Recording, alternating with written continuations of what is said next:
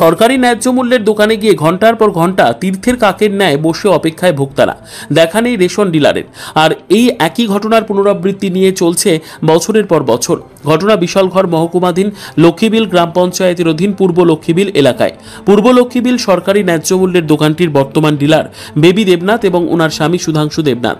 Ration shop খোলার সময় সকাল 7টা হলেও বেশিরভাগ সময় 8টার আগে ডিলারের দেখা মেলে না।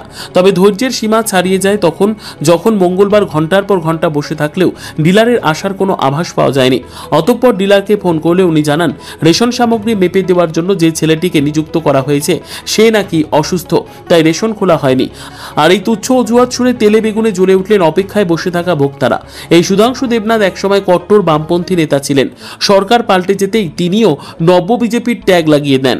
আর তারপর থেকে রেশন পরিচালনার ক্ষেত্রেও তাদের গরিমসীয় যেমন খুশি তেমন আচরণ শুরু বলে স্থানীয়দের অভিযোগ। প্রায়শই এই রেশন ডিলার ও তার স্বামী এ ধরনের অজুহাতে রেশন বন্ধ রাখে। কখনো ডিলারের শরীর খারাপ তো কখনো কর্মচারীর। অতঃপর এই নিয়ে স্থানীয় এক ভোক্তা এদিন ক্ষোভ উগরে দিলেন। 8:30 বাজে লক্ষ্মীবিল, পুরো লক্ষ্মীবিল রেশন সব বন্ধ। এরপরে যেখানে আজকে বলে খুলতো না রেশন সব, বিকালে আইতাম। সকালে তো 8টাতে আইতাম না, 7টা নিয়ে ডিলার তো হন তো 7টাই কে টাইম লিখলে, তারা কোনো টাইম নেই। সুধাংশু দেবনাথ প্রায় সময় তারা মর্জি মতো আয়, মর্জি মতো যায়। নিজস্ব প্রতিনিধির রিপোর্ট, দুরন্ত টিভি।